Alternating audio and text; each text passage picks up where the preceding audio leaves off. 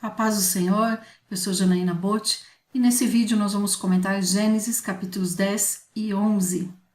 Estamos lendo e comentando a Bíblia em ordem cronológica. O link para baixar o plano está na descrição aqui do vídeo. E eu te convido então a abrir sua Bíblia e acompanhar esse comentário. Nós não estamos comentando versículo a versículo, mas apontando o que se destaca na nossa leitura.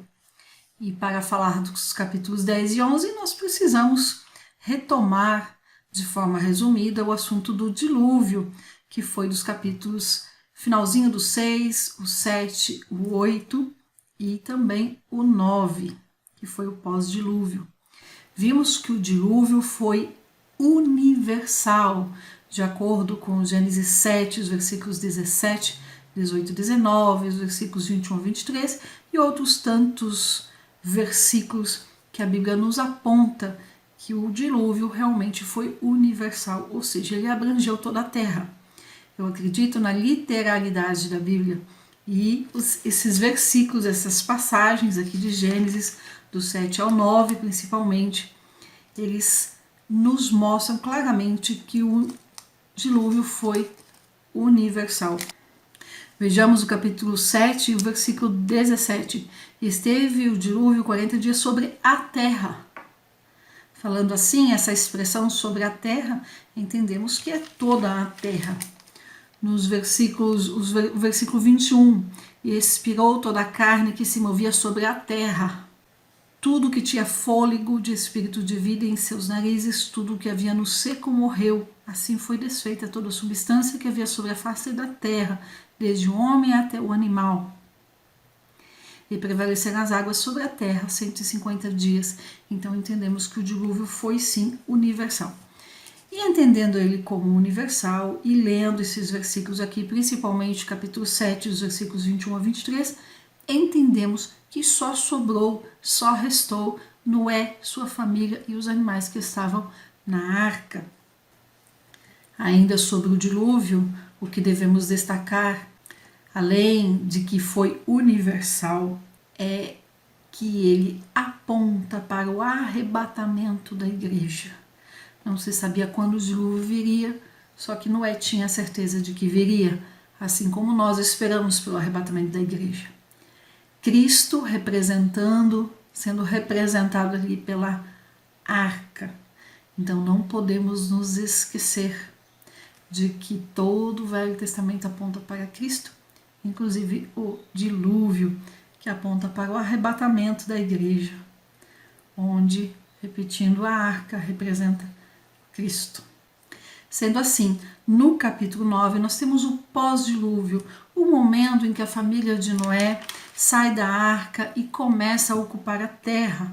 Deus faz ali um novo pacto com Noé e seus filhos, dá uma ordem para Noé e seus filhos. Ainda no capítulo 9, nós lemos no finalzinho ali sobre os filhos de Noé e desta forma entramos no capítulo 10.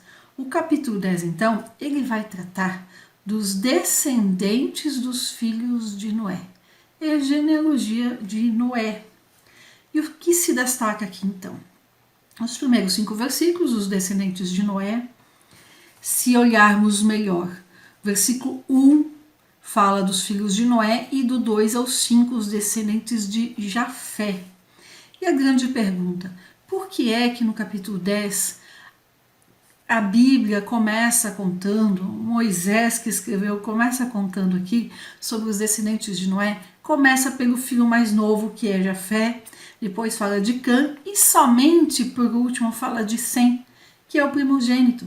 Geralmente nas genealogias nós vemos o contrário, falando primeiro do primogênito e por último do caçula. Aqui é exatamente o contrário. Por que isso? Porque essa ordem reversa é justamente para deixar Sem, o primogênito, por último, para dar mais atenção para ele. Nessa reocupação da terra, nesse recomeço da história da humanidade pós-dilúvio, Sem é a família, é a descendência que vai ter destaque. Nós vamos ver que é pela linhagem de Sem que surge Abraão, os hebreus E é dali que vem a genealogia até Jesus. A partir daqui do capítulo 10, então, nós vamos ver que haverá uma atenção, um foco em cima dessa descendência, dessa genealogia de Sem. Dele virá Abraão e depois toda a história do povo hebreu. Então todos os que não fazem parte da descendência de Sem ficarão ali em segundo ou talvez em até terceiro plano em alguns momentos da Bíblia. Mas é por isso que aqui no capítulo 10 começa pelo caçula Jafé e termina essa descendência, essa genealogia contada aqui com Sem, que é o primogênito. Justamente Moisés já então destacando ali uma importância, destacando a história de Sem. Vamos olhar aqui alguns versículos que se destacam. Eu quero chamar a atenção para o versículo 8. Então, até o 5, do 2 ao 5, nós temos ali a descendência de Jafé, tem pouco destaque, é o caçula. Depois do versículo 6 até o 20, nós temos os descendentes de Cã. Aqui no versículo 15, nós vamos ver ali os descendentes de Canaã. E do 21 até o 32, os descendentes de Sem, que era o filho mais velho de Noé. Aqui nos descendentes de Cã, eu já citei, quero ler o versículo 8. E Cush gerou a Nimrod, este começou a ser poderoso na terra. Esse Nimrod aqui é o cara nesse tempo, vamos dizer assim. Ele realmente vai se sobressair. Olha o versículo 9 e 10, que ainda fala de Nimrod. E este foi poderoso caçador diante da face do Senhor, pelo que se diz, como Nimrod, poderoso caçador diante do Senhor. E o princípio do seu reino, olha, ele foi poderoso. E o princípio do seu reino foi Babel, e Ereque, e Acade, e Calné, na terra de Sinar. Versículo 11, ainda falando de Nimrod, desta mesma terra saiu ele à Assíria e edificou a Nínive, e Reobote-ir e Calar. Nimrod, então, foi quem deu início à cidade de Nínive, a grande cidade de Nínive, capital da Assíria, um dos povos mais terríveis, mais poderosos por longos períodos e que vai assombrar terrivelmente depois Israel.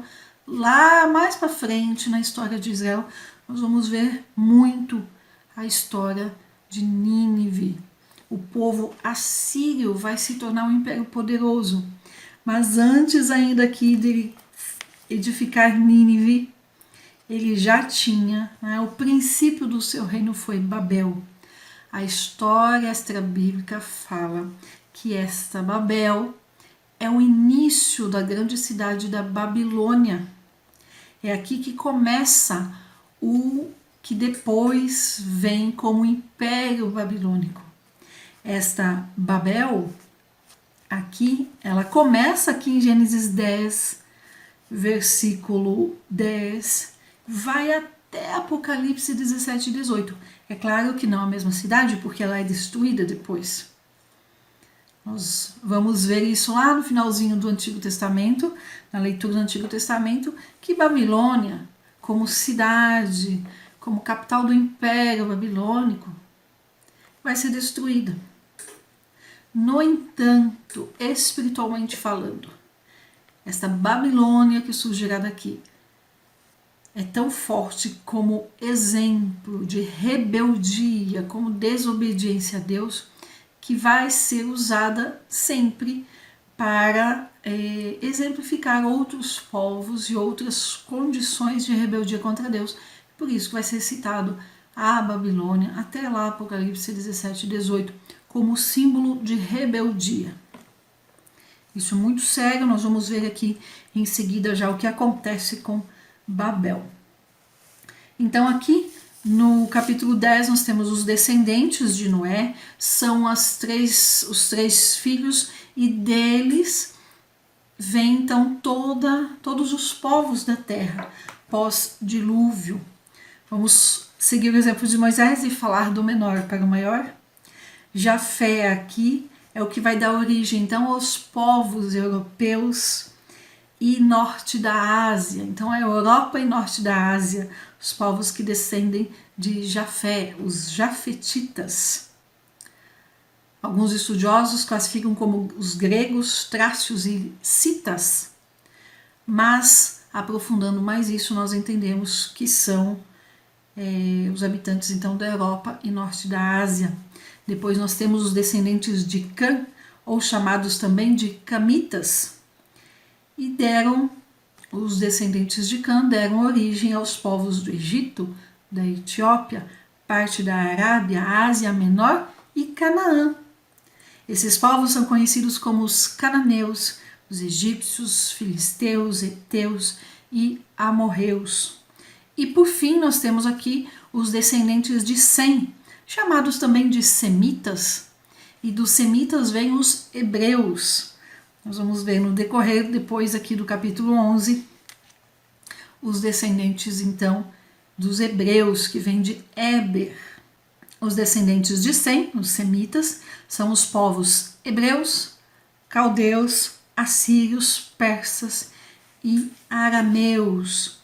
Eles deram origem aos povos ali na parte oeste da Mesopotâmia, parte da Assíria, a outra parte da Arábia. Parte da Arábia então foi tomada pelos descendentes de Cã e parte pelos descendentes de Sem. E também os semitas ocuparam ali onde hoje é chamado do Oriente Médio. E nós conseguimos ver muito bem no mapa essa divisão entre esses três povos, até por características físicas, cor de pele, formato dos olhos, nós conseguimos ver melhor essa ocupação desses três povos pelo mundo, né, da Europa até ali o Oriente Médio. Ainda aqui no capítulo 10, eu quero chamar a atenção aqui para a parte que conta sobre os descendentes de Sem, dos versículos 21 até o 31. Veja bem, quando chega aqui no versículo 25, 24, finalzinho do 24, e Salá gerou a Éber. Esse Éber é o que vai dar origem aos hebreus, mas nós não vamos ver isso aqui no capítulo 10, nós vamos ver no capítulo 11. Olha o versículo 25, 10 e 25. E a Éber nasceram 2 filhos. O nome de um foi Peleg, porquanto em seus dias se repartiu a terra. E o nome do seu irmão foi Joctã. Se você olhar aqui do 26 ao 31, vai falar da linhagem de Joctã. E não vai falar de Peleg, que é o primogênito aqui de Éber. Por quê? Quando chegarmos no 11, Moisés vai retomar a genealogia de Sem e vai trazer aqui então, no versículo 14, e viveu Salá 30 anos e gerou a Éber. E aí fala assim, versículo 16, e viveu Éber 34 anos e gerou a Peleg. Então aqui do 11 e 16 em diante vai falar da descendência de Peleg. No 10 do 25 em diante falou do outro irmão, do outro filho de Éber, que é o Joctã. Esse Joctã vai ficar em segundo plano, ele não vai mais aparecer, não vai mais ter atenção, não vai mais receber atenção, porque ele não tem mais importância na história a partir daqui. A partir do capítulo 11, versículo 16, o filho de Éber que vai ter atenção é o Peleg. Por quê? Porque é dele que virá Abraão, que vai aparecer aqui a descendência, os filhos, a linhagem que vai levar o povo hebreu até o povo hebreu. E é então a família, a linha genealógica que vai receber atenção a partir daqui. Então, é importante, o povo hebreu começa aqui. Lendo a Bíblia, como estamos lendo, ainda não sabemos, né? Eu estou, na verdade, antecipando e contando que é a partir daqui que vem, então, o povo hebreu. O interessante é que a Bíblia nos mostra, então, a reocupação da terra. Aqui no capítulo 10, nos mostra os povos, as famílias ocupando as regiões, nos mostra que realmente toda a humanidade veio de uma única família. Veja, Sem, Cã e Jafé, que vieram de Noé, Noé que veio de Sete de Adão.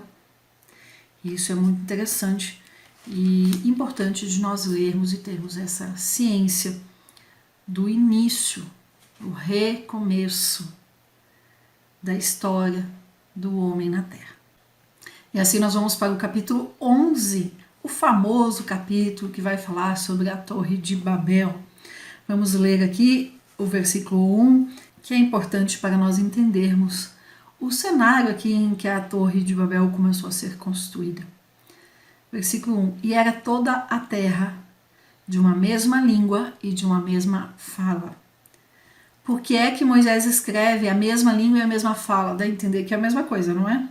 E era toda a mesma língua, está falando de idioma. E quando nós lemos e de uma mesma fala, dá a entender a questão da unidade, mesmo pensamento. Tinham uma unidade, queriam a mesma coisa. Versículo 2: E aconteceu que, partindo eles do Oriente, acharam um vale na terra de Sinar e habitaram ali. E disseram uns aos outros: Eia, façamos tijolos e queimemo-los bem. E foi-lhes o tijolo por pedra e o betume por cal. O que fala isso? O homem fazendo o tijolo. Até então eles usavam a pedra. Então agora eles começam a substituir. E disseram: Eia, edifiquemos nós uma cidade e uma torre, cujo cume toque nos céus, e façamo-nos um nome, para que não sejamos espalhados sobre a face de toda a terra. Vamos voltar um pouquinho? Aqui no capítulo 9 e o versículo 1, olha só: E abençoou Deus a Noé e seus filhos e disse: Frutificai, multiplicai-vos e enchei a terra. Versículo 7: Mas vós frutificai e multiplicai-vos, povoai abundantemente a terra e multiplicai-vos nela. Deus deu uma ordem para Noé e seus filhos de se multiplicar e povoar abundantemente a terra. Povoai abundantemente, era uma ordem. Aqui no versículo 4, nós encontramos então esse povo andando junto na terra, com o mesmo idioma, com o mesmo pensamento, querendo encontrar, façamo-nos um nome. Não queriam mais ser chamados, ter um nome que Deus havia designado. Não, eles queriam algo deles. Começa aqui um egoísmo e começa aqui algo muito sério. Queremos nos desprender de Deus. Somos autossuficientes. Queremos ser independentes de Deus. Olha o que eles falam: para que não sejamos espalhados sobre a face de toda a terra. Quando dizem isso, para que não sejamos espalhados, eles estão de forma clara, direta e intencional, indo contra o que Deus mandou aqui no capítulo 9, versículos 1, versículo 7, de povoar a terra abundantemente. Ou seja, eles tinham que se espalhar pela terra para povoar a terra, mas eles não querem. Eles não querem para que não sejamos espalhados sobre a face de toda a terra. Eles não queriam ser espalhados, eles queriam ficar juntos. Eles queriam ficar ali unidos com um nome que eles mesmos iam designar. Façamos-nos um nome. Queriam uma cidade que eles mesmos iriam construir. Aqui começou o maior problema aqui: desobedecer a Deus. Esse versículo 4 aponta diretamente para a rebeldia. Não queriam se espalhar. É desobediência intencional. Eles escolheram desobedecer a Deus. Escolheram autossuficiência e independência de Deus. Vamos seguir aqui, versículo 5. Então desceu o Senhor para ver a cidade e a torre que os filhos dos homens edificavam. A história extrabíblica nos aponta para essa época a construção de torres chamadas de zigurates, que são muito parecidas com as pirâmides do Egito. A história bíblica conta que essas torres tinham em média aí 90 a 100 metros de altura. Então é como prédios aí de 25, 30 andares, não é coisa pequena. E que essas torres, chamados zigurates, se você pesquisar você vai encontrar sobre isso na internet, eram feitos com o objetivo de adoração, para adorar divindades consideradas as divindades das alturas. Então, pode ser que tenha tido influência aqui da Torre de Babel. Veja que eles não estavam construindo a Torre de Babel para adorar a Deus, ou aqui não cita também a adoração a outro Deus, a um outro tipo de divindade. Mas aqui eles citam: edifiquemos nós uma cidade e uma torre, cujo cume toque dos céus, e façamos-nos um nome. Então essa Torre de Babel seria para a grandeza do próprio povo, para mostrar a independência deles e a autossuficiência. Ou seja, eles iriam celebrar a si mesmos com essa torre, com esse possível zigurate. Olha o versículo 6. O Senhor disse: eis que o povo é um, e todos têm uma mesma língua. E isto é o que começam a fazer. Então, quando Deus fala que eis que o povo é um, falando dessa unidade, deles estarem unidos no mesmo propósito. Justamente o de serem independentes e autossuficientes. E aí Deus fala: não haverá restrição para tudo que eles intentarem fazer. Eia, desçamos e confundamos ali a sua língua, para que não entenda um a língua do outro. Porque se não se entendem na fala, nas palavras, no idioma, não haverá mais unidades de pensamento. É interessante aqui que os verbos estão no plural, mostrando, apontando para a Trindade. Eia, desçamos e confundamos ali a sua língua, para que não entendam a língua do outro. Assim o Senhor os espalhou dali sobre a face de toda a terra, e cessaram de edificar a cidade. Versículo 8. Então eles não quiseram obedecer a Deus por amor à obediência, por amor a Deus, não quiseram obedecer, Gênesis 9, 1 e o versículo 7, foram na força. Assim o Senhor os espalhou dali sobre a face de toda a terra, porque tiveram a língua confundida. A história bíblica também, os estudos das línguas, mostram que todos os idiomas falados, os que já foram falados e são considerados hoje idiomas mortos, e os que estão vivos, todos descendem da mesma base, da mesma língua, apontando justamente para isso aqui de Gênesis 11, essa mesma língua que existia no começo das coisas. Algumas pessoas, alguns ensinadores, alguns estudiosos apontam como essa única língua, esse único idioma que existia aqui, citado em Gênesis 11, 1, é o hebraico, mas não tem base para isso, mesmo porque o hebraico ele vai surgir muito depois. O povo hebreu vai surgir depois e não antes aqui de Gênesis 11 e 1. Possivelmente não era o hebraico. Possivelmente era um outro idioma e o hebraico, assim, aí descende desse outro idioma. Mas não existe base para dizer que o hebraico era essa língua inicial aqui. Só citando essa parte que muitos defendem, mas que não existe base nem bíblica e nem extra-bíblica nos estudos dos idiomas. O que nós temos aqui ainda. Bom, dessa forma, então, o povo se espalhou e aí aconteceu, se realizou Gênesis 9, versículo 7. E depois disso, então, Moisés se volta a escrever, ele retoma a descendência de Sem, a parte, então, de Peleg, que era o filho mais velho de Éber. Versículo 10. Essas são as gerações de Sem. Sem era da idade de 100 anos e gerou Arfaxade 2 anos depois do dilúvio. E viveu Sem, depois que gerou Arfaxade, 500 anos, e gerou filhos e filhas. Veja que ainda o povo está vivendo centenas de anos, mas já não é da mesma forma que Gênesis 5, que lá em Gênesis 6 e 3, Deus fala, a partir de agora o homem vai viver 120 anos. Não é algo ferro e fogo, 120 anos. É apenas Deus apontando, não vai viver tanto, vai viver menos. E nós vamos ver que esse tempo de vida, conforme a população aumenta, conforme o povo se multiplica, o tempo de vida vai diminuindo.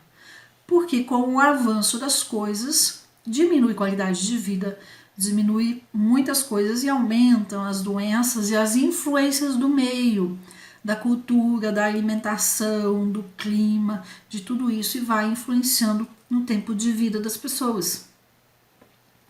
Vamos aqui para o versículo 16. E viveu Éber 34 anos e gerou Peleg. E viveu Éber, depois que gerou Peleg, 430 anos.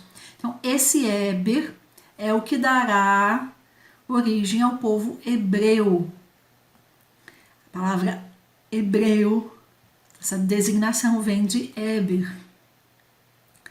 E vamos avançar aqui, versículo 23, e viveu Serug, depois que gerou a Naor, 200 anos, gerou filhos e filhas, e viveu Naor 29 anos, e gerou a Tera, e viveu Naor, depois que gerou a Tera, 119 anos, gerou filhos e filhas, e viveu Tera 70 anos, e gerou a Abrão, a Naor e a Arã.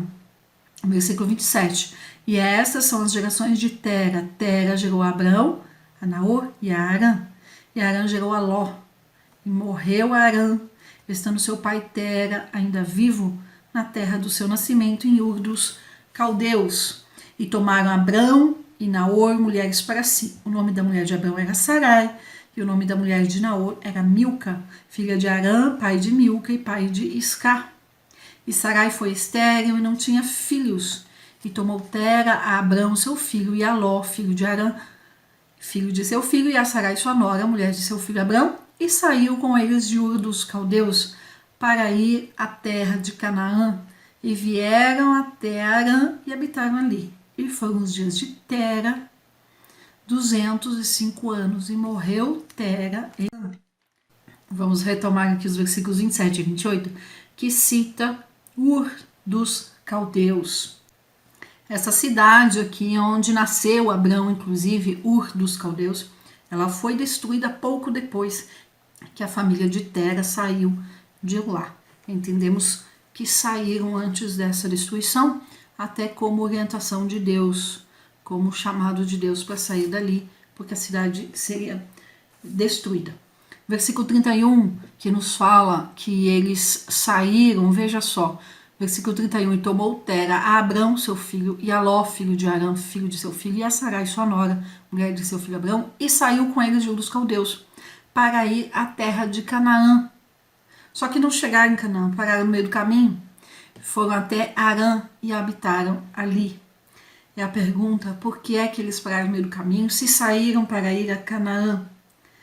A Bíblia não fala, mas as possibilidades são porque Tera já estava cansado por causa da idade, velho e talvez até doente.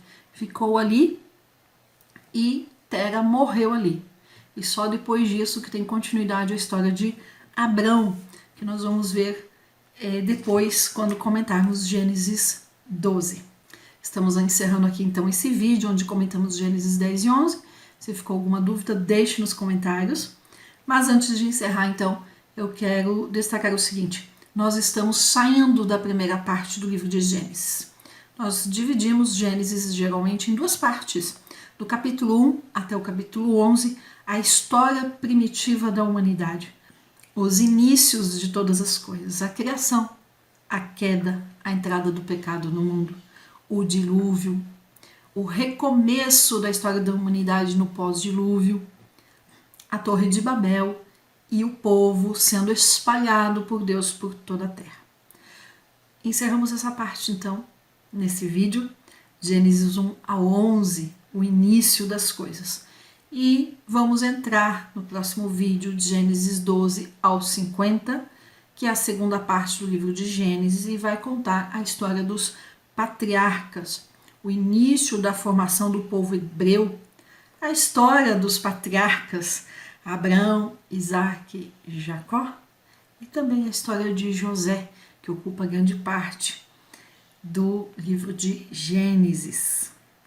Então, estamos encerrando a primeira parte de Gênesis e vamos para a segunda parte, uma parte importante para entender a formação do povo hebreu e a história também, e a história desse povo que nos trouxe até Jesus. Espero que esse vídeo tenha sido bênção para você, esclarecedor. Que Deus te abençoe e até o próximo.